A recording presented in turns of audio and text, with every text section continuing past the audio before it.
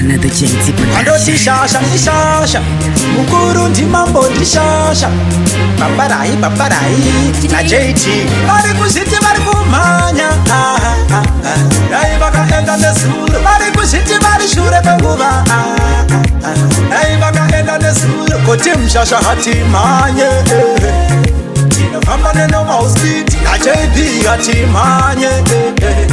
Tinofamba neno mauspiti atang takatem.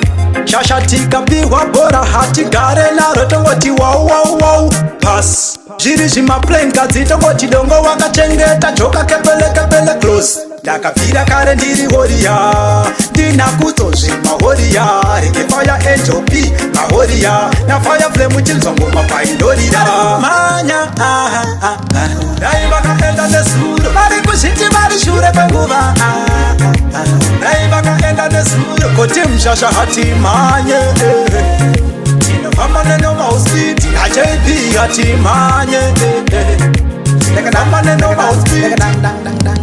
Dova kare wana kandanga mafumo Godfather bazona pano chiripo chipo Vane pamuromo pa haruna Ende chakunoziva hauna Hajirebe kuti tuku ahajazi Shashane kuti kwa vana chapreza Hajirebe kuti chapreza ajazi Shashane kuti kwa vana endi mrizo Hajirebe kuti kina chazi Mr. Mbari Nekuti bloti ave momu masitari Chinangwa cheduku ngoti vanu vafari Andiri kuzosari Kushiti bari kumanya Dai vakaenda nesuro bari kushiti bari shure penguva Dai vakaenda nesuro koti mshasha hati manye Tinofamba neno mauspiti na JP hati manye Tinofamba neno mauspiti atang takate Shasha tika piwa bora hati gare na rotongoti wow pass. Jiri jima plenka zitongoti dongo wakachengeta joka kepele close.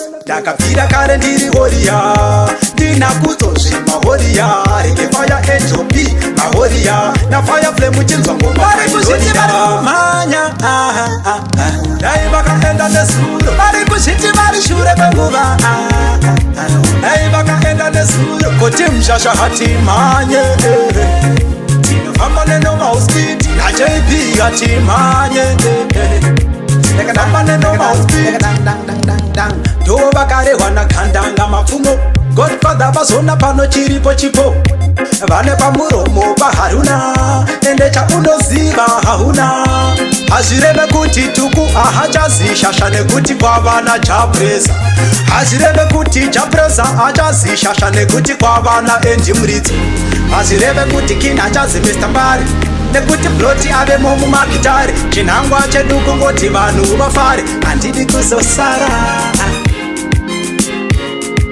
Dai vakaenda nesuro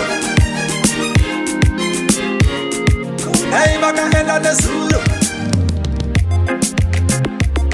Tinofamba neno mauspiti